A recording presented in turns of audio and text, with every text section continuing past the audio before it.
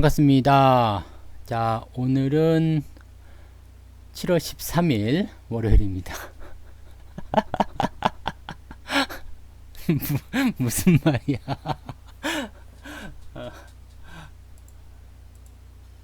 네. 벌써 너무 많이 벗었는데. 네. 놀랬잖아. 자, 추석 먼저 풀고 가도록 하겠습니다. 선한사학관님, 물고기 두 마리님, 독도 한반도님, 시크로드 1, 2 모셨고요. 게스트 분들 계시네요. 반갑습니다. 유튜브 계신 분들, 네. 소피리님 계시고요. 켈리, 켈리, 서울님, 소울리인가요? 네. 아무튼요, 켈리님, 행복한 뜨은기님, 오마이갓님, 네. 부자남편님, 반갑습니다. 좋은데, 그래도? 네. 그래요. 이런 드립은 아주 환영이에요. 소피님은 제 배우자가 아니에요, 근데. 네. 아이고, 좋다 말았네. 자, 풍님 부자님 어서오세요. 오늘 소피리님이 기분이 좋은 게 있죠? 댓글에 보니까, 그, 시노펙스, 오늘 상한가를 가셨더라고. 그래서 오늘 기분이 좋으신 거예요. 네. 아름다운 밤. 그렇지. 사실 이런 패턴들은 우리가 많이 봤었잖아요. 그죠? 네. 이런 패턴도 많이 봤었죠? 주가가 급등하면서 거래량이 빵 하고 터지는 이런 패턴. 그리고 나서, 네. 거래가 없이 옆으로 횡보하거나 조정이 들어오거나 이런 모양새들은 우리가 뭐라고 했죠? 다 기다리면 된다. 그죠? 다 기다리면 된다. 왜? 이 거래량에 대한 부분을 보상을 받을 때까지는 분명히 네, 기회가 온다 그랬어요. 그래서 그 기간 동안에 이제 조금 횡보 조정이 지나가더라도 이 거래량을 뛰어넘던가 아니면 이 주가대를 뛰어넘던가 둘 중에 하나가 나오는 거죠. 그래서 대체적으로 이제 거래량을 동반한 강한 상승이 나타나게 되는데 이게 이제 우리가 얘기했었던 그 바로 사자 이빨이다 이렇게 말씀드렸죠. 네, 사자 그림을 또 그려드려야 돼. 사자 그림을 또 사자는 눈이 이렇게 생겼다고 그랬죠. 눈이 커요. 네, 눈이 커. 그 다음에 이렇게 네, 고양이 눈처럼 이렇게 생겼지. 네. 그 다음에 코가 이렇게 생겼어요. 미녀에 와서 보면 이렇게 생겼어. 네. 이제 그림이 점점 달라가거든요. 네. 이빨이 이렇게 있어요. 네. 위아래 두 개. 이렇게. 송곳니가 이렇게 있죠. 여기 왼쪽 이빨, 오른쪽 이빨 이렇게 되어 있기 때문에 이게 완성이 돼야 된다 이거예요. 이게 왜 사자냐? 네. 무슨 해골 같다. 그런 사람들은 요 그림을 끝까지 보시면 사자 같아요. 그죠? 이렇게 하면 사자입니다. 네. 사자 꼬리도 이렇게 있지? 네. 이게 사자야, 사자. 네. 딱 누가 봐도 사자잖아요, 지금 이거. 화난 사자. 네. 네, 요거예요. 네, 요 사자. 예, 그 목근형은 하트. 그래서 여러분들이 항상 이제 종목을 볼 때, 뭔가 특징적인 게 나왔다 싶으면요, 그걸 이제 체크를 해둬야 돼요. 체크 이렇게 딱 해두고, 야, 이거 봐라. 이 새끼, 나왔네? 네, 나왔어? 그러면 이제, 뭐, 일단 답답하죠? 네, 답답할 거야. 굉장히 답답하겠죠? 답답하지만 어떻게 해요? 이것에 상응하는, 이것을 해소하지 못한 상황이기 때문에 얘도 굉장히 찝찝할 거란 말이에요. 예, 찝찝하면 어떻게 돼요? 주가는 결국에는 그 자리를 보상을 해준다는 얘기죠. 그래서 오늘 상한가인데 뭐 재료가 뭐가 나왔든 뭐 별로 중요할 것 같지도 않고요. 잔량을 보니까 250만 주. 네, 백신에 대한 부분이 있었던 건가요? 아니면 뭐 때문인가요? 네, 뭐 때문에 올랐는지 모르겠어요. 네, 근데 어쨌건 네 상한가가 나왔다. 이따가 뭐 볼 일이 있을려나 모르겠습니다만. 그래서 이런 것도 이제 250만 주면은 제법 많은 편이죠. 그래서 내일 아침까지 강세는 예상된다. 네, 그렇게 보시면 되겠고요. 수소차예요. 오늘 수소차 많이도 올랐더라 진짜로. 아침 시황에서 잠깐 설명드리긴 했습니다만 정책 수에 엮이면서 그냥 많이도 올리긴 했더라. 그러면 추가적인 상승은 나올 수 있겠죠. 그러면 이제는 이 라인대 다 넘어섰잖아요. 그러니까 추가 상승이 나왔을 때 여기 라인에 부딪힐 것이다. 그러면 이제 5,000원 되기 전에 한 번 정도 매도 타이밍이 나올 것이다 라고 보시면 되겠죠. 그러니까 내일까지도 이제 상승이 더 나갈 수 있는 가능성이 있다 이렇게 봐주시면 되는 거고요. 여기서 이제 차익 실현 들어가시거나 뭐 그러셔도 상관없죠. 네. 잘하는 종목은 계속 가져가시면 돼요. 그리고 한성기업도 상한가 갔어요. 네. 기가 막히구만. 네. 기가 막혀. 절반이 있잖아 또. 네. 반은 팔아먹었지만 절반은 있다. 수익률이 135%. 아이고 잘한다. 네, 잘해. 135%. 이번 달만 지금 두 번째죠. YG 플러스하고 한성기업하고 두 가지. 네, 100% 나온 종목이 있고요. 뒤를 이어서 뭐 디지털 조선 이런 게 나오려나? 디지틀인가요? 네, 디지틀. 그러네. 요것도 지금 심상치 않죠. 올라가는 꼬라지가 심상치 않은 모습이에요. 그래서 모르겠어요. 어떻게 될런지. 이거 지금 한 30% 가까이 수익 나온 것 같은데 뭐 그냥 일단 방치를 하고 있습니다. 네, 몇 프로 나왔니? 35%네요. 수익률은 35%인데 조금만 더 상승하게 되면 뭐 나올 것 같은데 계속 올라가면 또 부담되겠죠. 그래서 좀 들어왔다 가는 그런 모습이 나오지 않을까 생각됩니다. 뭐 어쨌건 간에 네, 그렇게 보시면 되고요. 대신에 이제 이렇게 된 경우에서는 따라 들어가시면 안 되겠죠. 네, 따라 들어가면 안 돼요. 그래서 종목의 수익률이 많이 나왔을 때는 내가 저런 종목들을 어디서 사야 될까? 그런 것들에 대한 관심을 가지셔야 되는 거고요. 그 다음에 추가 상승에 대한 부분들은요, 가지고 있는 사람들의 영역이에요. 네, 어서오세요. 존님. 네. 그래서 가지고 있는 사람들의 영역은 우리가 침해를 하면 안 돼요. 침해를 하면 안 돼. 그래서 가지고 있는데 거기다 대고 막 내가 뺏으려고 들어가면요, 그것은 당하게 되어 있죠. 항상 그렇습니다. 그러니까 항상 거기서 조심을 해야 되는 그런 부분이 있다라고 판단하시면 되겠어요. 네. 군산채부자님, 이치카님, 키메라님, 백마사님, 산드레님, 나요님, 어서오세요. 반갑습니다. 네. 그래요. 그래서, 요렇게, 네, 진행을 하시는 그런 포인트를 가져가시면 되겠고요. 잘 가고 있는 기업들은 굳이 건드릴 필요가 없어요. 그러니까 오늘 같은 경우는 제가 문자도 한 번밖에 안 보내드렸어요. 아침에. 그냥 잘 가지고 가십시오.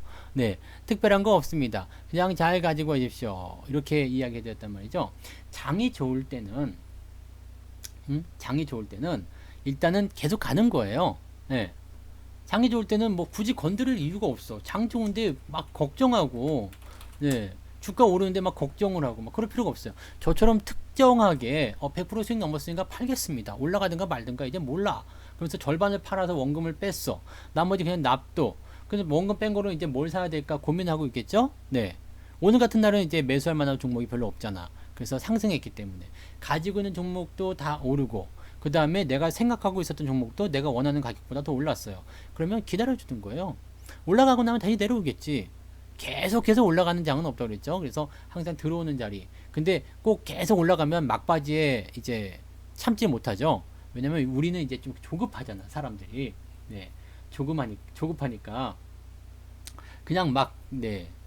아유, 그냥 언제 내려와 막 그러면서 막 맨날 가슴을 치면서 들여다보면서 막 안절부절 못하고 네, 그러실 거라 생각하는데 그러실 필요가 없어요. 그냥 잘 가는 것들은 강세장, 좋은 장, 올라가는 장세 나오면 그냥 냅두면 돼요. 그렇게 하시면 되는 거고, 뭐, 천천히 가세요. 지금 여러분들이 주식 투자를 그냥 뭐 하루 이틀 하고 말 거다라면 모르죠. 뭐, 나 당장 다음 주에 그만둬. 나 이번 달까지만 주식 투자해야 돼. 그러면 조급해질 수 있겠죠. 그런데 그런 거 아니잖아요. 뭐, 내년도 하셔야 되고, 그 후년도, 10년 후에도, 20년 후에도 주식 투자 하셔야 됩니다. 그러니까 천천히 하십시오. 천천히. 천천히 한다고 해서 뭐 큰일 나지 않고요. 종목들 좋은 것들 다 담으실 수 있습니다. 그러니까 천천히 사서 가져가시면 됩니다. 뭐 현대차 같은 경우도 오늘 제법 잘 올라왔잖아요. 그죠? 기아차가 오늘 많이 올랐죠. 근데 네, 기아차가 오늘 5%대 상승이 나타났습니다. 얘네들은 지금 보면 그 제가 지난번에 말씀드렸죠. 데드크로스가 나와줬기 때문에 이거 해소하기 전까지는 올라가기 힘들다. 네. 그 기간이 어디까지 연결됐어요? 지금까지 나왔는데 아직도 골든크로스가 나오지 않았습니다. 근데 일단 이 정도 양봉이라면 다음날 뭐 조금 들어온다고 하더라도 여기 요 정도 되겠죠. 33,000원 정도 라인대 되지 않겠어요? 그러면 요 정도 라인 때면 또 한번 해볼 만하지. 네. 왜냐면 저 정도까지 올라가게 되면 골든크로스 발생을 할 테니까요. 근데 여기서 이제 움직임이 나와서 뭐 계속 치고 나간다든지 이런 부분이 아닐 수도 있죠. 지금 거래량은 늘어나긴 했는데 한 번 더 늘어나야지 돼요. 이렇게 옆으로 한 번 더 강하게 서줘야지만이 뭐 요런 식이 되겠죠. 이렇게 주가가 한 번 더 상승하면서 움직임이 만들어져야 되고요. 지금 이 종목이 넘어가야 될 자리는 여기가 아니라 여기입니다. 그래서 이번에 만약에 상승세를 보이게 된다 그러면 네, 4만 원대 이상의 그런 저항대에 움직이는 저항대에 도전하는 그런 모습이 나올 거예요. 그러면 이런 자리 매수하신 분들 같은 경우는 여기까지만 상승하면 얼마예요? 거의 한 20%대 또 수익이 나올 수 있는 거죠.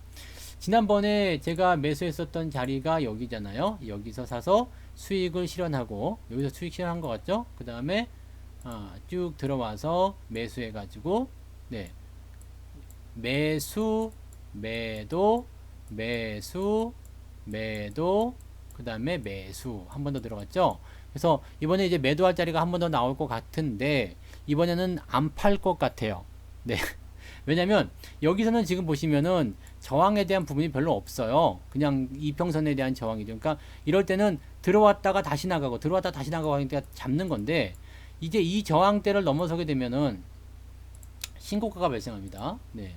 이렇게 저항이 있죠. 그 다음에 요렇게 움직였단 말이에요. 근데 이 저항을 이제 넘어서게 되면은 신고가가 발생하게 돼요. 신고가가 하게 되면 어떻게 되냐면 야 니들 다 비켜 갈 거야. 근데 대부분의 투자자들은 무슨 효과가 있냐면 학습 효과라는 게 있어요. 학습을 하죠. 올라가면 내려온다. 올라가면 내려온다. 이 학습 효과가 되어 있기 때문에 내려오겠지 라고 생각을 해버리는 거거든요. 그래서 딱 팔아먹으면 어떻게 돼요? 네, 엿 먹어라 그러면서 가는 거지. 엿 먹어라. 여기서 판 사람들은 이제 수익은 받지만 실제로 더 많이 올라가는 부분들을 놓치게 될 수도 있어요. 그래서 물론 그 시점에 가서 생각을 해봐야긴 하겠습니다만 만약에 이번에 4만원대 이상까지 돌파하는 모습이 나타나게 된다면 제 생각에는 굳이 매도를 해야 될 이유가 없을 것 같아요. 이번만큼은 네, 조금 다르게 생각해야 된다. 매도보다는 더 들고 가는 전략 그런 것들이 필요할 것 같습니다. 네. 그래서 뭐 기아차, 현대차 뭐 이렇게 말을 하지만 또 내일 또 밀리면은 또 그지 같을 수도 있어요. 이번 현대차 같은 경우도 마찬가지죠. 이게 12만 5천원대 라인대 회복하게 되면 뭐 지금부터 한 20% 정도 수익이잖아요. 이것도 마찬가지 두 번 먹었죠. 20%대. 네. 여기서 이거 한번 먹고요. 여기서 이거 한번 먹고 그래서 20%대 두 번 먹었는데 이번에 만약에 이렇게 올라가게 된다면 같은 운명이겠죠. 그냥 냅두면 돼요. 네. 그런 식으로 하시면 됩니다. 그래서 이번에는 목표 주가 도달을 하더라도 팔지 않고 그냥 갈 수 있는 그런 포지션들이 조금 있었으면 좋겠어요. 그러니까 뭐 100% 봐야 되겠죠. 그죠? 물론 그냥 놔뒀다라면 밑에서 놔뒀더라면 100% 볼 수도 있겠지만은 뭐 그렇게 봐야 되지 않겠어요. 그래서 여기가 이제 진짜 바닥인지 아닌지는 아직은 몰라요. 네, 진짜 바닥인지 아닌지 몰라. 그렇지만 현재 시장 돌아가는 상황을 보게 되면 자동차, 경기 민감주 쪽에서는 중장기적으로는 수혜가 될 수 있다라고 판단이 됩니다. 어느 뉴스에서 보니까요, 자동차와 관련된 부분, 이 자동차 판매 이런 것들과 관련된 부분들은 2023년쯤 돼야지 좋아진다 뭐 그런 얘기도 있더라고. 근데 그거는 뭐 확실치 않으니까 잘 모르겠고요.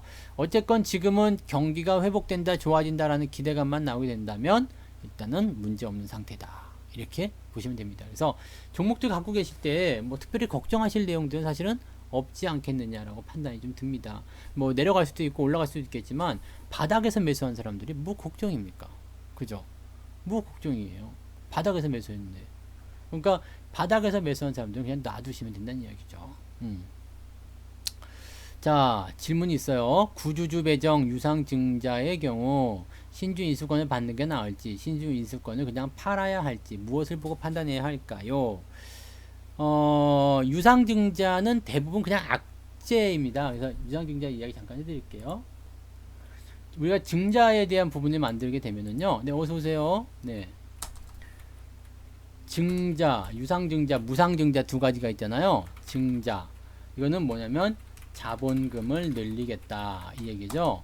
증자에는 두 가지, 무상증자와 유상증자가 두 가지가 있습니다. 증자 두 가지가 있어요. 네. 무상증자는 뭐 호재이기 때문에 그냥 보시면 되는데 유상증자는 대부분이 악재입니다. 왜냐하면 회사가 주주들에게 뭘 하는 거예요? 돈 좀 주쇼. 네, 이렇게 얘기하는 거죠. 돈 좀 주쇼. 돈 좀 주쇼. 그런데 그냥 삥 뜯으면 양아치잖아. 네. 그래서 어떻게 해요? 주식을 더 줄게 라고 하는 거죠. 그러니까 주식을 새롭게 발행을 해서 거기에 맞는 그 금액을 내가 흡수하고 주식을 주는 거야. 그러니까 종이 파는 거죠, 한마디로. 네. 종이를 파는 거야. 종이를 파는 건데 그러니까 쉽게 이야기하면 종이를 파는 거죠. 그런데 유상증자가 악재인 이유가 뭘까요? 네. 유상증자가 악재인 이유가 뭘까요? 왜 악재야, 근데? 뭐, 이렇게 삥 좀 뜯으니까 악재다? 우리가 뭐 학교 열심히 가다가, 물론 저 같은 경우는 그런 걸 당해본 적은 없습니다. 근데, 뭐 이렇게 모범생들 있잖아요. 이렇게 모범생. 저는 고등학교 때부터 키가, 네, 178인가? 지금은 181이거든요. 근데, 고등학교 때는 178인가 179인가 그랬어요. 그래가지고, 그 당시 평균치보다는 좀 컸어요. 그래가지고 저를 이렇게 괴롭히는 애들이 많지가 않았거든요. 많지 않은 게 아예 없었지. 네. 그냥 뭐 일진들도 지들끼리만 놀고 건드리지 않는 그런 그룹이 있잖아요. 그러니까 그런 식이었는데 저는 이렇게 다니면 그렇지 않았습니다만 왜 키가 작거나 좀 왜소하거나 막 공부만 잘할 것 같은 그런 모범생들 있잖아요. 지나가다 보면은 꼭 골목에서 담배 피는 애들이 있어. 그러면 일로 와봐 해가지고 어떻게 해요? 네. 막 그냥 네. 돈 좀 빌려도 아니면 뭐 좀 해줘 막 그러잖아. 네. 그러면 이 삥 뜨는 거니까 일단 악재일 수 있어요. 네, 악재인데 여러 가지가 있겠죠. 여러 가지가 있어요. 일단 회사가 돈이 없어요. 네. 주식 수도 늘어납니다. 일단 회사가 돈이 없어요. 돈이 없으니까 유증을 하겠죠. 그런데 회사가 돈이 필요한 경우가 두 가지입니다. 세 가지겠나? 네. 뭐 경우에 따라서 많이 있을 수 있겠죠? 네, 세 가지. 세 가지로 봅시다. 세 가지. 네, 네 가지일까? 네 가지는 없어. 싸가지 없어.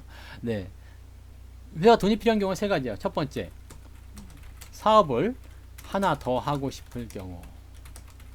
쉽게 얘기해서 신사업 진출이죠. 네. 두 번째. 네, 두 번째. 다른 회사를 사고 싶어요. 이거는 1번과 거의 중첩돼요. 다른 회사를 사드리고 싶은데 돈이 없지. 네. 돈도 없는 놈이 다른 회사 사겠다니까 그것도 웃긴 얘기긴 하죠. 근데 다른 회사를 사고 싶어요. 이럴 때 돈이 없어요. 그러니까 주주들이 우리 다 같이 모여가지고 돈을 모아서 저 회사 사자. 그럼 우리 회사가 더 잘 될 거다. 이런 식의 얘기겠죠. 네. 세 번째는 뭐냐면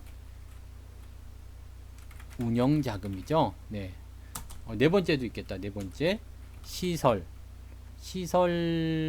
투자 자금 뭐 이런 거, 네, 이런 거죠. 그래서 네 가지. 더 생각날 수도 있어요. 근데 유상증자는 종류가 여러 가지가 있습니다만 대체적으로 이렇게 되어 있습니다. 그래서 지금 유상증자를 할 때 요거는 다 악재예요. 야, 신사업 진출하고 싶으면 네 돈으로 해. 응. 다른 회사 사들이고 싶으면 네 돈으로 해. 그 다음에 시설 투자 네 돈으로 해. 운영자금 직원들 월급 주고 막 그 고정 비용 나가는 거 네 돈으로 해야지. 네가 돈 벌어서 해야 되는 거 아니야?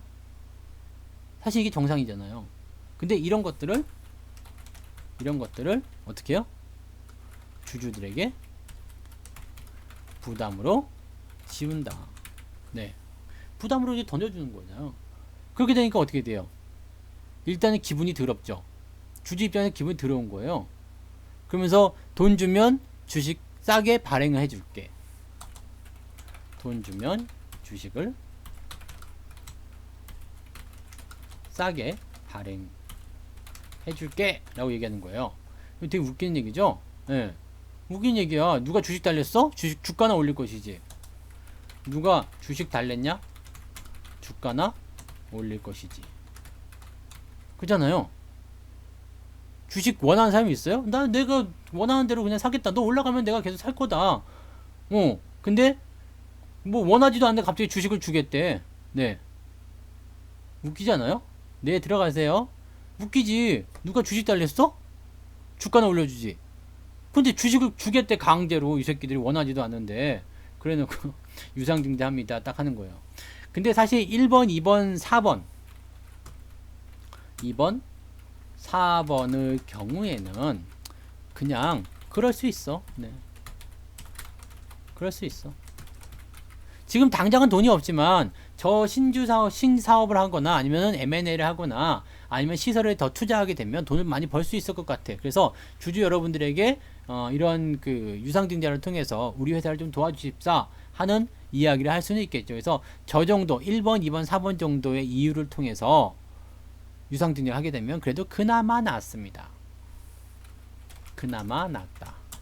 그런데 3번이 터질 경우 문제 있어요. 3번이 터질 경우는요, 회사가 지금 일단은 유상증자는 다 돈이 없다는 이야기예요. 네, 돈이 없어. 그런데 3번이 딱 터졌어. 운영자금이래. 운영자금은 뭐냐면 회사를 운영하는데 필요한 자금이에요. 쉽게 얘기하면 여기 안에 뭐가 들어가 있어요? 직원들 월급, 전기세, 뭐 수도세, 뭐 각종 세금 등등등, 뭐 자재비, 인건비, 뭐 그런 거 다 포함이 되는 거죠. 그러면 생각해봐요. 회사가 열심히 일을 해가지고 이익을 내서 그걸로 직원도 월급도 주고 뭐 전기세도 내고 수도세도 내고 뭐 각종 세금도 내고 그래야 되는 거 아니에요. 그런데 이거를 좀 도와주시다는 거야. 직원들 월급 못 주고 있으니까 주주들 너희들이 우리 회사를 좀 도와다오. 돈 좀 주세요. 돌아버리는 거죠. 네. 완전히 이거는 뭐 말할 필요가 없는 거거든요. 자, 그러면 이거는 이런 상태가 딱 터지게 되면 이건 악재가 됩니다. 가장 강력한 악재가 되죠. 그래서 뭐 얼마나 회사가 그지 같으면 주주들한테 삥을 뜯겠느냐. 네. 네. 그런 경우가 있어요. 근데 그럴 때는 근데 다 공시가 들어가야 돼요. 공시를 보게 되면요. 공시를 보게 되면 뭐라고 나왔냐면 시설 투자 뭐 10억 원, 운영자금 80억 원 해서 90억 유증 이러면은 핑계가 되는 거죠. 네. 그 다음에 저 공시상에서 이렇게 뭐 신사업에 진출한다든지 뭐 기타 등등 해놓고 유상으로 땡겨 쓰는 경우가 뭐 있을 수도 있겠습니다만 이렇게 공시를 다 해놓고 나면 그렇지 않습니다. 그래서 나 어디에 투자하겠다 그러면 그런 것들에 대한 부분들이 정확하게 만들어져야 되겠죠. 그래서 실제로 이런 식으로 하게 됩니다. 90억 유상증자. 근데 시설 투자가 보였어? 괜찮은 것 같은데 딱 안에 들어가 보면 시설 투자 10억 원, 운영자금 80억 원. 네. 90억 유증. 네, 이렇게 떨어집니다. 그럼 이거는 실질적으로 그냥 뭐 재료 하나만 갖다 놓은 것 뿐이지 악재가 그냥 나온 것이다라고 보셔야 되는 거죠. 그래서 이런 상황이 터지게 되면은 얼마나 회사가 돈이 없으면 그렇겠느냐. 그리고 지금 실적이 엉망이라서 유증까지 했다라면 사업이 잘 안 되는 거잖아요. 안 되는 거죠. 네. 사업이 잘 안 되는 거예요. 당연한 거 아니에요? 사업이 잘 돼서 돈이 막 벌려. 삼성전자가 유상증자 하는 거 봤어요? 아니지. 삼성전자 유상증자 뭐 하라겠습니까? 네네, 그러세요. 녹화되어 있으니까 녹화 방송 보세요. 네. 그러니까 돈을 잘 버는 회사는 굳이 유상증자 할 필요가 없어요. 돈이 없으니까. 네. 돈이 없으니까. 네, 액면분할때 말씀드릴게요. 그러면 돈이 없으니까 유상증자까지 했다 그러면 뭐 사업이 잘 안 되는 거 아닙니까? 뭐 적자가 나든가. 네. 회사가 맨날 적자가 난다가 이렇게 되니까 고정 비용이나 월급 이런 거 나갈 수 없으니까 그래서 주주들에게 삥을 뜯는 거 아니겠어요? 그러면 어떻게 돼요? 유증을 했다고 해서 이 부분이 해소될까? 라는 고민. 해소되는 경우도 분명히 있습니다. 근데 해소될까라는 고민이 일단 생기게 되는 거죠. 지금까지 사업이 잘 안 됐는데 이거 언발에 오줌 누기 아니야? 뭐 이런 식으로. 네. 이런 식으로 네, 가실 수 있다는 얘기죠. 그래서 지금 현재 유증을 했다고 해서 이 부분이 해소될까라는 그 고민이 생기게 되는데 보통은 해소되는 것 같지만 어떻게 돼요? 해소가 안 되죠. 그래서 결국 뭐랄까요? 감자라는 것을 하게 되죠. 네. 유증으로 자꾸 유증하다가 해소가 안 되니까 어떻게 돼요? 더 이상 손 벌릴 때도 없고 하니까 감자를 하게 됩니다. 그래서 유상증자 이후에 감자가 나오는 경우가 굉장히 많아요. 아주 개떡 같은 일이죠. 네, 개떡 같은 일입니다. 그래서 보통 유상증자는요, 운영자금이라는 이유가 들어가게 되면 그것은 거의 대부분 악재라고 받아들이시면 돼요. 그래서 유증은 거의 대부분 악재이다. 하지만 좋은 유증도 있어요. 유상증자면 유상증자지 무슨 좋은 유증 나쁜 유증이 있어? 그렇지만 좋은 유증이 실제로 있어요. 어떤 유증이에요? 삼자 배정 유상증자. 네, 이거예요. 네, 유상증자하고 나면 대부분 감자 나와요. 특별하게 해소되지 않는 이상은 감자 나오는 경우가 많습니다. 적자 기업들 유증하게 되면 피해야 돼. 네, 도망쳐야 됩니다. 탈출하라. 네. 어제 삼자 배정 유상증자가 나오게 되면 어떻게 돼요? 이건 뭐죠? 주주가 아닌 제 3자에게 주식을 주고 돈을 받아오는 행위. 네. 이렇게 보시면 돼요.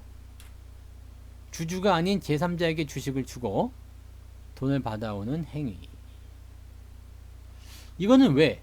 이거 왜 호재일까? 일단 주주가 어떻게 해요? 피해가 없어요.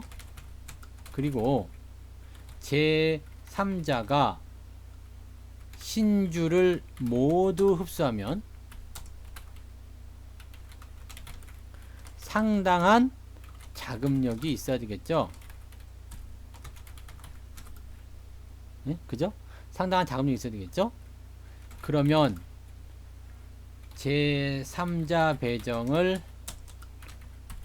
받은 기업은 재무 구조가 제법 괜찮을 수 있다. 하이닉스 옛날에 국민주 아니었습니까? 국민주. 뭐였지? 그 포항제철, 포스코, 네, 포스코. 그거하고 다 국민주. 고생, 진짜 하이닉스 진짜 고생 많이. 하이닉스만 하면은 불과, SK 넘어가기 전까지만 해도, 예, 완전히 진짜 쓰레기 취급받았죠? 그런 거 진짜 막, 네. 지금이나 되니까 하이닉스가 주식 대접 받는 거지 옛날에는 진짜 하이닉스 이런 거 쳐다도 안 보는 그런 주식이었죠. 그래서 저는 SK를 상당히 네 긍정적으로 봅니다. 걔네가 좀 잘해. 걔네가 좀 잘하더라고. 자 어쨌든 그래요.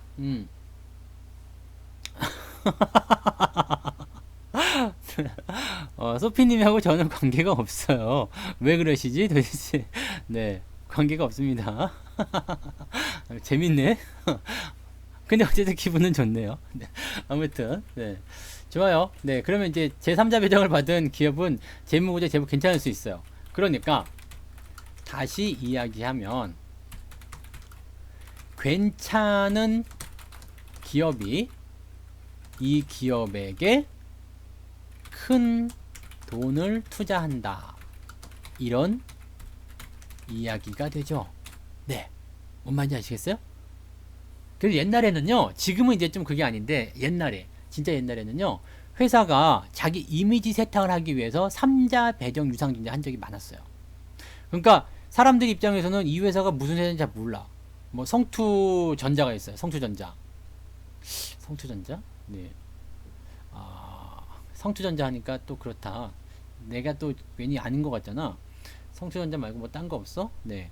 경제전자라는 게 있다. 경제전자가 있는데 이 회사가 굉장히 조그맣고 뭐 적자에 시달리고 막 그래. 뭐 잘하는 것 같지는 않고 막 그래요. 근데 이 경제전자라는 회사가 어느 날 갑자기 성투전자라는 어마어마하게 큰 회사에 성투전자야. 네. 그 성투전자, 성문전자 말고 성투전자가 어마어마하게 큰 회사예요. 지금의 삼성전자를 압도하는 그런 회사였어. 딱 근데 그 성투전자가 이 경제전자한테 3자 배정 유상증자 해주겠대.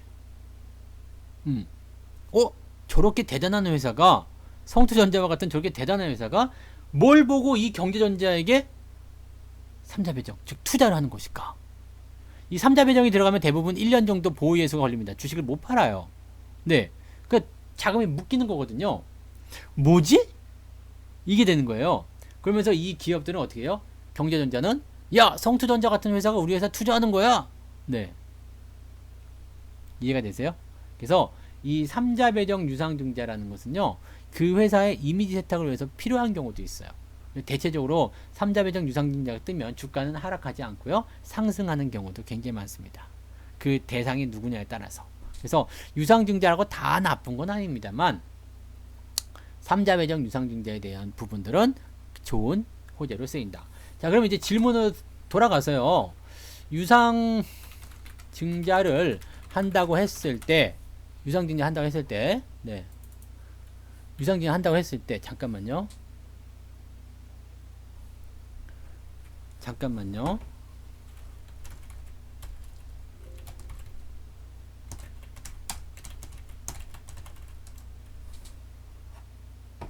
그러면 유상증자 한다고 했을 때 우리가 생각해 봅시다. 이 좋건 나쁘건 간에 일단 주가는 하락을 하게 됩니다. 주가를 하락하게 되고요. 기준일이 지나고 나면 뭐가 나올까요? 기준이 지나고 나면 저게 나오죠. 신주인수권. 옛날에는 이게 없었어요. 근데 이게 신주인수권이 먼저 나와가지고 이 유상증자에 대한 권리를 팔 것이냐 말 것이냐 그런 부분들을 가지고 주더라고요. 그래서 이 그 권리락을 하잖아요. 유상증자라면 권리락이 나오는데 이 권리락만큼 신주인수권이 보상을 해줘요. 네. 그러니까 권리락에 대한 부분들을 가지고 이 신주인수권을 어떻게 할 것이냐 이걸 이제 하게 되거든요. 그러니까 이 신주인수권을 받을 것이냐 말 것이냐에 대한 생각을 할 수 있단 말이에요. 그러면 신주인수권을 받을 것이냐 말 것이냐. 근데 보통 유상증자를 한다고 했을 때요. 이것을 발행하게 되는데 저의 입장이라면 유증 기준일이 지나서 신주인수권을 받게 되었다면 그냥 유증을 받는 것이 좋습니다. 왜냐하면 여기에 또 트릭이 있어요. 유상증자 합니다라고 했을 때 주가가 빵 떨어지죠. 네? 그죠? 유상증자 합니다 그러면 주가가 빵 떨어집니다. 유증 소식 나오면 일단 주가가 떨어져요. 그럼 얻어맞았지? 네, 얻어맞았어. 얻어맞았고 신주인수권까지 받을 정도면 이제 권리락 기준일이 지났다는 이야기잖아요. 그러니까 유증 소식이 나오면 일단 떨어졌어. 떨어지고 나서 기준일이 지나고 나면 신주인수권을 받는데 문제는 그 시점이 바닥이다. 이게 단기일 수도 있고 장기일 수도 있어요. 단기 또는 장기. 더 떨어질 수도 있죠. 근데 단기적인 바닥이든 장기적인 바닥이든지 간에 일단은 바닥이다가 됩니다. 왜 그럴까? 왜 그럴까요? 유상증자에 어떻게 한 거예요? 성공했다. 이해돼요? 내가 돈이 필요해요. 그래서 돈을 빌리러 갔습니다. 그죠? 그런데 아무도 안 빌려준대. 그러면 이거 뭐라고 해야 돼? 개망이라고 해야 됩니까? 네. 그러면 망하죠? 네. 망하죠? 하지만 누군가가 빌려줬어요. 그러면 언발의 오줌이라도 네. 눕겠죠? 네. 그래서 이거 하림으로 한번 제가 봐드릴게요. 하림이 예전에 유상증자를 했단 말이에요. 따단 이건 자주 들어도 자꾸 잊어먹죠. 근데 괜찮아요. 네. 유중한 데가 여기 있지. 여기. 네. 오래전인데 오래전 그날이지. 자, 유상증자를 합니다. 그래서 유상증자 소식이 빵 떨어져 버렸습니다. 다 떨어지고 나면요. 이제는 뭐냐면 유상증자 이후에 성공했다. 유증을 성공했다는 기대감이 있어요. 그 기대감을 가지고 어떻게 되면 어느 정도 회복을 시켜줍니다. 더 올라가는 경우도 있어요. 그런데 그 이후에 이제 뭐 안 좋으면 계속 떨어지겠습니다만 일단은 유증 끝나고 나서 주가가 어느 정도 회복세를 보인단 말이에요.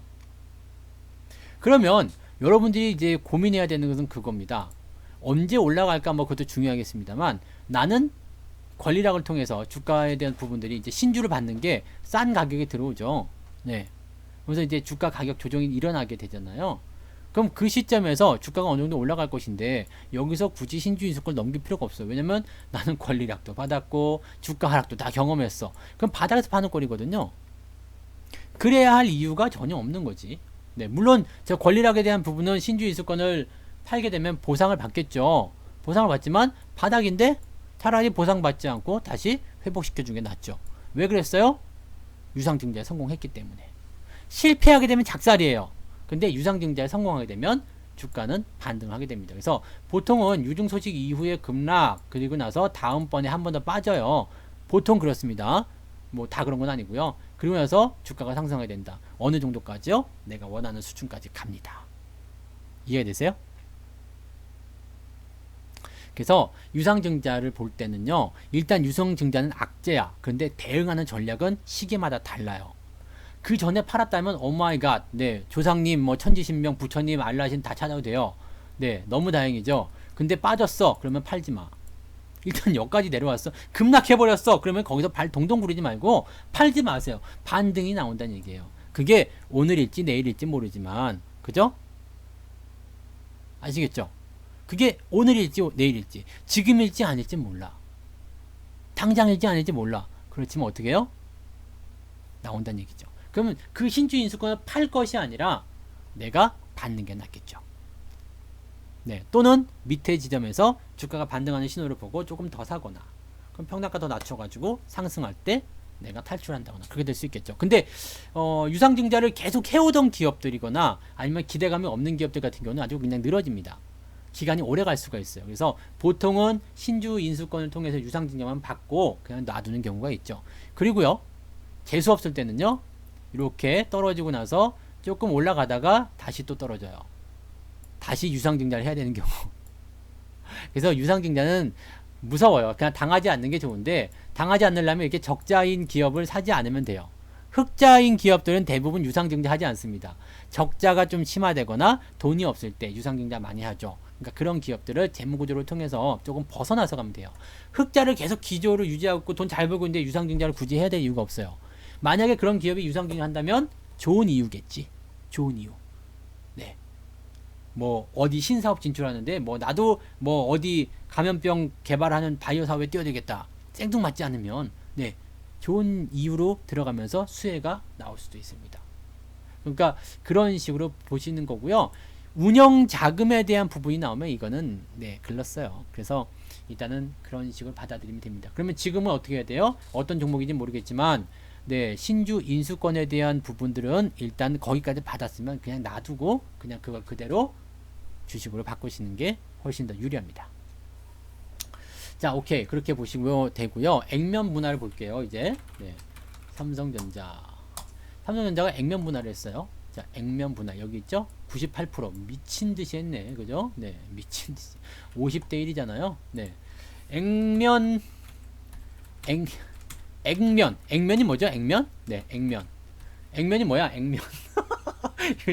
네, 액면이 좋아 이런 거. 네, 저는 액면이 굉장히 좋죠. 네, 좋은 액면을 가지고 있어. 자, 어쨌든 이 액면이 뭐냐면 보이는 면상이죠. 네, 액면 그대로 뭐 이런 거. 액면은 주식을 처음에 발행할 때 네, 정해놓은 가격입니다. 즉 나는 삼성전자의 주식을 100주 발행할 거야.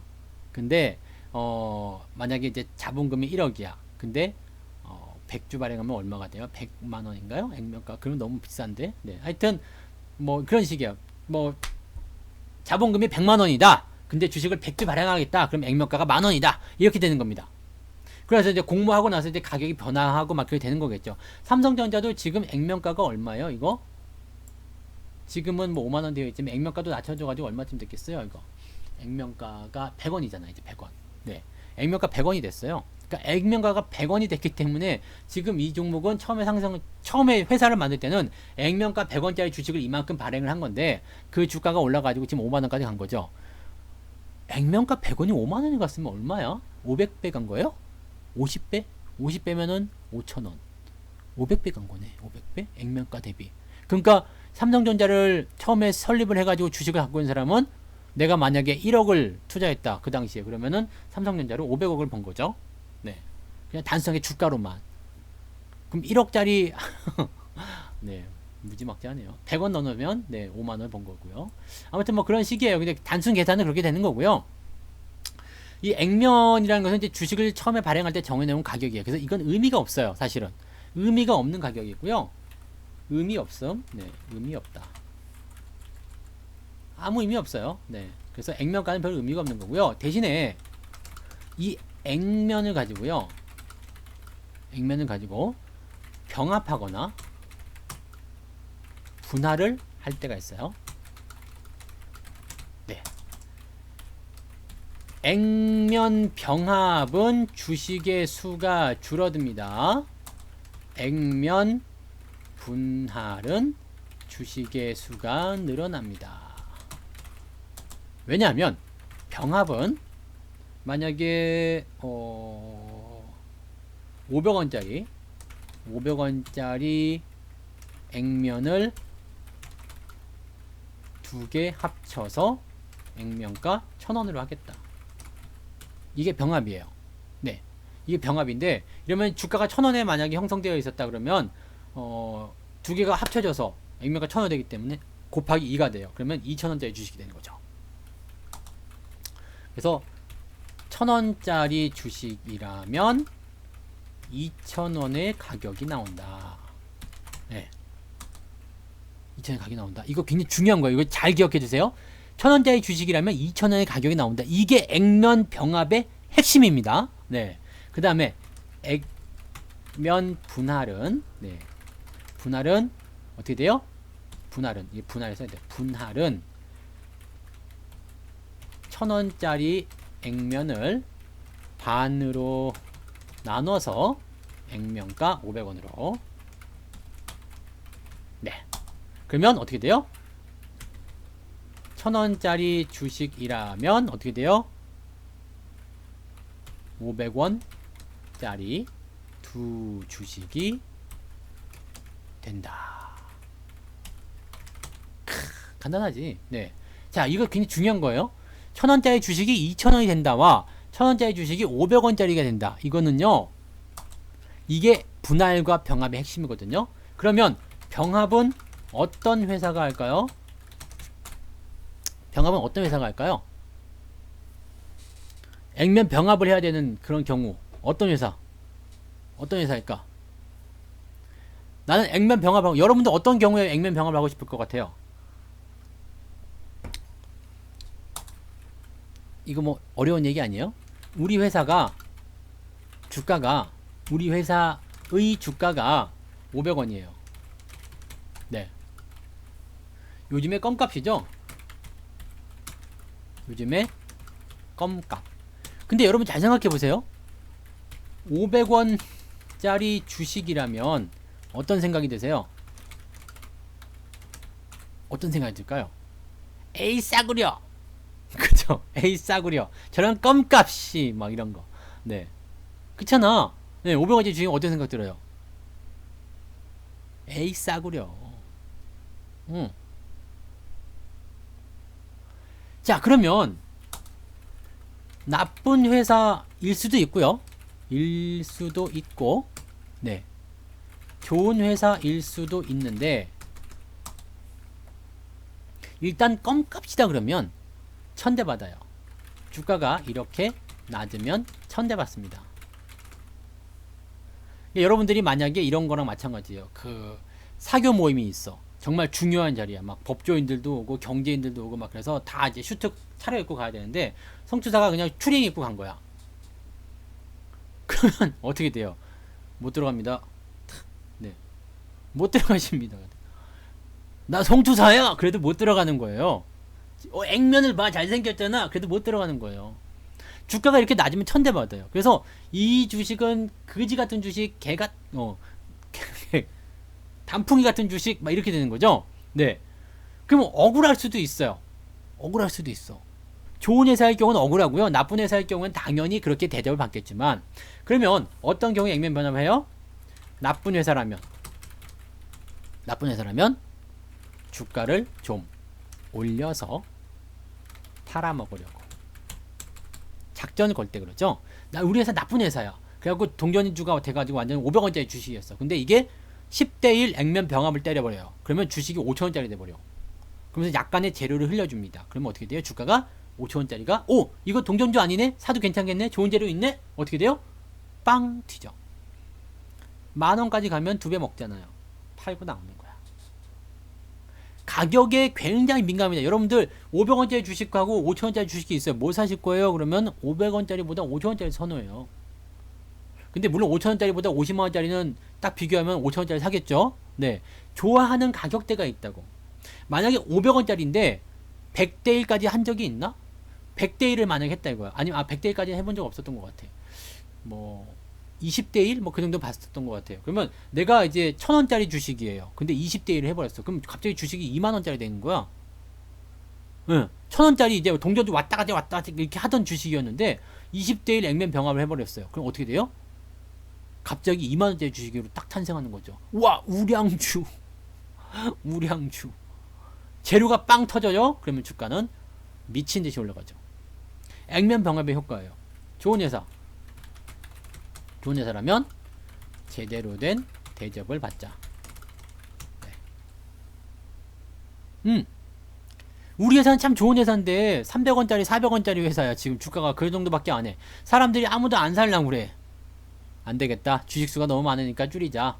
그래서 주식을 줄여요. 그래가지고 어떻게 해요? 가격을 위로 올려주죠. 300원짜리면은 10대 1이면은 3,000원, 20대 1이면 6,000원이 됩니다. 그 정도라면 충분히 해볼만 하겠죠. 네. 그래서 액면 병합은 그런 회사가 하는 거고요. 그럼 액면 분할은요? 액면 분할은? 액면 분할하면 이게 주식이 늘어나는 거죠. 지금 삼성전자 같은 경우에요. 삼성전자가요. 액면 분할을 했어요. 무려 50대 1. 네.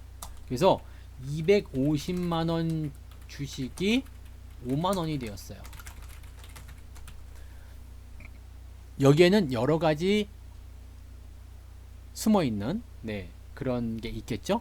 의도가 어떤 의도일까요? 어떤 의도일까요? 어떤? 싸 보인다 이거야. 네, 싸 보인다. 아, 네네. 액면 분할이 꼭 그런 것은 아닙니다만 싸 보인다 이거야. 그리고 주식 수가 많아지죠. 네, 유동성 확보 이렇게 봐야 되겠죠. 자, 250만원짜리 삼성전자 주식을 추천해요. 그럼 어떻게 돼요? 돈이 많은 사람이거나 돈이 많은 사람이거나 또는 삼성전자에 특정하게 생각하는 그런 사람들. 이 250만원이면은 요즘에 사회 초년생들 같은 경우는 월급을 250만원까지 못 받는다고. 월급을 받아가지고 삼성전자 한 주식도 못 사. 이렇게 되면 어떻게 돼요? 거래량이 줄어든다거나 주가의 탄력성이 줄어들 수가 있겠죠. 물론 삼성전자를 좋아하는 사람들은 그렇게 생각하지 않습니다만 그런 식으로 된다는 얘기예요. 그러면 거래량이 활발한 게 좋을까요? 거래량이 떨어지는 게 좋을까요? 주가가 올라가면 올라갈수록 거래량은 줄어들게 되어 있어요. 만약에 삼성전자가 1000만원까지 올라갔다 생각해봐요. 1000만원 주식 누가 살 수 있는데? 누가 살 거예요? 아무도 못 사겠지. 네. 한 주에 1000만원이. 물론 살 수 있어요. 그냥 쌈짓돈 다 꺼내가지고. 근데 일반인들이 살 수 있는 부분, 그런 주식이 아닌 거예요. 근데 삼성전자는 지금 그러면 안 되거든요. 왠지 아세요? 삼성전자의 거래량이 뜸해져가지고 그냥 그 상태에 유지되고 있다? 시가총액의 1등을 차지하고 있는 이 주식이 거래량이 없어가지고 그냥 가는 듯 마는 듯 그러고 있어. 그러면 어떻게 돼요? 시장 자체가 애매해지겠죠. 네.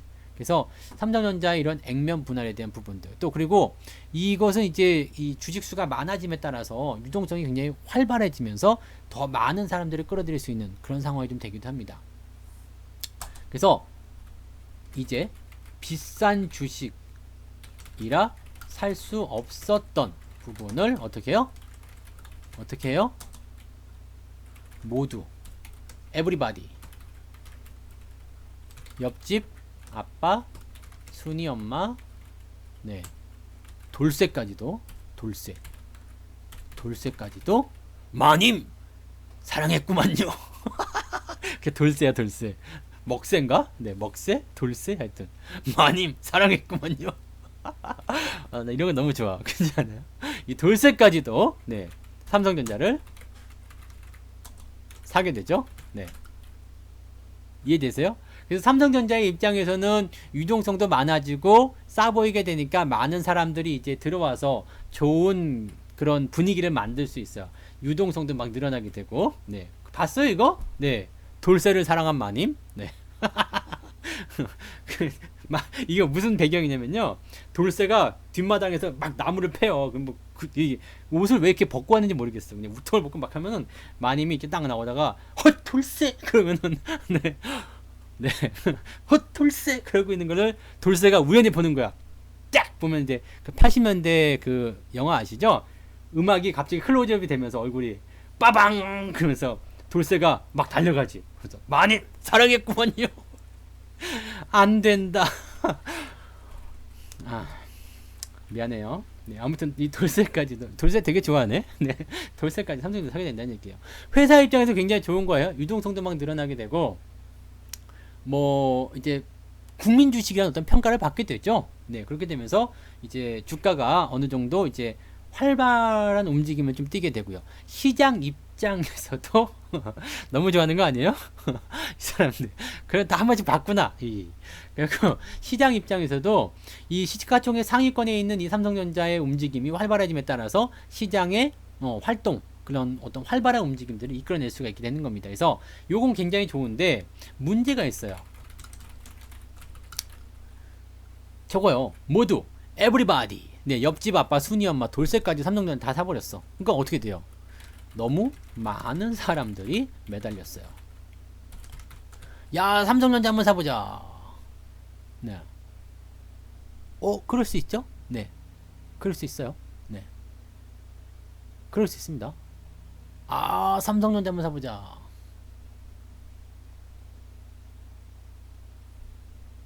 외국인들이 개인에게 물량을 넘기려고 그럴 수도 있겠고요. 네. 충분히 그럴 수 있죠. 근데, 이게 팔아먹을 수 있는 부분들. 만약에 이제 이 250만원짜리 주식을 내가 100주 갖고 있었어요. 근데 이렇게 하면은 팔아먹기가 좀 애매하잖아. 개인들 사기도 어렵고. 그러니까 이렇게 액면 분할해가지고 5만원짜리 만들어 놓으면 250만 주, 그 100주가 50배가 되니까 100에 50은 5천주가 되겠죠. 그럼 여기서 조금 떼어가지고 뭐 한 3천주 띄어서 팔든가 2천주 띄어서 팔든가 이런 식으로 될 수도 있겠죠. 그러니까 그런 식으로 네, 그런 식으로 할 수도 있다는 얘기죠. 버크셔 해서웨이는 그 회사 자체가 조금 네, 그런 게 좀 있어요. 자기들만의 그런 프라이드가 좀 있는가 보더라고. 그 다음에 뭐 사실 이제 애플 같은 경우도 그 가격 좀 비싸졌죠. 그러니까 사실은 액면 분할에 대한 부분들은 그냥 이렇게 보셔야 될 것 같아요. 그 회사의 특징. 지금 사실은 비싼데도 액면 분할 안 하는 회사들이 있어요. 그러면 이것이 시장과의 어떤 관계 또는 지금 말씀하신 대로 이 최대 주주들이 물량을 어떻게 넘길 것인가에 대한 어떤 부분 뭐 여러 가지 내용들이 좀 있을 수 있어요. 근데 그거는 심증이 있는 거지 물증은 없는 거거든요. 근데 버크셔에서는 실질적으로 이 다우지수나 나스닥이나 이쪽에 이 시장 자체에 영향을 주는 부분들이 많지 않을 수도 있겠죠. 지금은 애플 같은 경우가 시총이 가장 크고 뭐 아마존 이런 것들이기 때문에 그런 기업들은 뭐 쪼갠다 안 쪼갠다 말들 많거든요. 근데 버크셔에서는 그렇지 않을 수 있어요. 지금 우리나라 기업도 뭐 태광산업 이런 것들은 아직 네 그런 거 전혀 생각하지 않죠. 70만원 주가 많이 내려갔네. 170만원까지 됐던 주식인데 네. 뭐 이런 것들은 지금 뭐 액면분할 이런 거 얘기 없잖아요. 네. 그러니까 이런 것들은 사실은 시총이 7천억밖에 안 돼요. 그러니까 가격이 비싸더라도 뭐 별 신경 안 쓸 수도 있습니다. 근데 뭐 여러 가지 이야기들이 있겠습니다만 어쨌건 가장 신뢰도가 좀 높다고 볼 수 있는 것들은 이거겠죠. 네. 이 많은 사람들이 산다. 네. 많은 사람들이 산다라는 부분들이에요. 그러면 말씀하신 거랑 같을 수도 있어요. 내가 가지고 있는 주식을 훨씬 더 많이. 왜냐면 주식은 이미 다 풀렸잖아요. 그러면 여기서 물량에 돈다라는 거, 내가 없었던 사람들까지 산다라는 것은 뭐예요? 주식을 갖고 있던 사람들이 많이 넘겼다는 이야기잖아요. 그리고 많은 사람들이 매달렸다는 것은 이 중에 대부분이 누구예요? 개인 투자자겠지. 개인 투자자들이 많이 매달리니까 어떻게 돼요? 갈 것 같지만 못 간다. 네, 갈 것 같지만 못 간다. 그게 언제부터는 2018년도 액면 분할이 딱 되던 그 순간부터 못 갔잖아. 그래서 실질적으로 이 액면 분할 이야기가 나올 때 삼성전자 같은 경우는 사실 액면 분할을 하게 되면 뭐 얻는 것보다 잃는 게 더 많을 수도 있겠죠. 그래서 정말 국민주가 돼버린 부분 때문에 뭐 경기도 안 좋았겠지만 그 부분 때문에 정말 오랜 시간 고생을 많이 했어요. 그래서 개인 투자자들 많이 들어가 가지고 무거워지면서 주가가 훅 내려앉았던 그런 모습이 좀 있었습니다. 뭐 경기 탄 것도 물론 있겠습니다만, 그리고 나서 손절들 정말 많이 했을 거예요. 네, 이게 보세요. 5만 원대 사가지고 거의 뭐 반토막 수준 나오니까 보니까 삼성전자로 이 정도 손실 나오면 기분 더럽죠. 그러다가 이제 슬슬 다시 움직이는 모양새. 어느 정도 이제 안정화가 됐다라면 이제는 돌아설 수 있는 포인트는 나올 거라 생각합니다. 그래서 가격이 일단은 5만 원대 싸다, 접근하기 쉽다, 이 부분이 가장 큰 메리트를 작용할 것 같고요. 지금은 이제 사람들이 그냥 무작정적으로 삼성전자 싸니까 사야 되겠다, 이런 것보다는 이제 5만원짜리 삼성전자라는 것이 어느 정도 인이 바뀌었을 거라 생각해요. 250만원짜리 삼성전자가 아니라 5만원짜리 삼성전자, 이렇게 생각이 들었을 거란 얘기죠. 그래서 너무 많은 사람들이 매달린 그 초기 시점에서는 가격이 싸졌다라는 의미 때문에 많은 사람들이 매달렸지만 주가는 결국에는 무거워지니까 가라앉았을 것이고요. 지금은 이제 그런 쪽에서 어느 정도 정화 작업이 일어났을 것이다 라고 봐주시면 됩니다. 그래서 뭐 업황도 개선되는 부분도 분명히 있었을 테고요. 그렇기 때문에 현재 시점에서는 주가의 어떤 상승이라든지 이런 부분들을 우리가 볼 수도 있겠죠.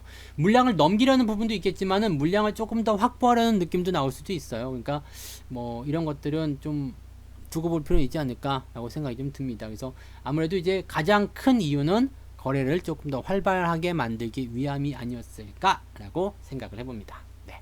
그래서 액면 분할과 액면 병합은 그런 의도를 가지고 있습니다. 그래서 비싼 주식을 싸게 해가지고 사람들에게 많이 참여하도록 만드는 게 액면 분할, 그 다음에 싼 주식을 비싸게 보이게 해가지고 사람들을 하여금 많이 좀 좋아하게끔 네, 만들어주는 것이 바로 액면 병합, 이렇게 말씀을 드릴 수 있겠죠. 네, 그 정도로 참고하시면 되겠네요.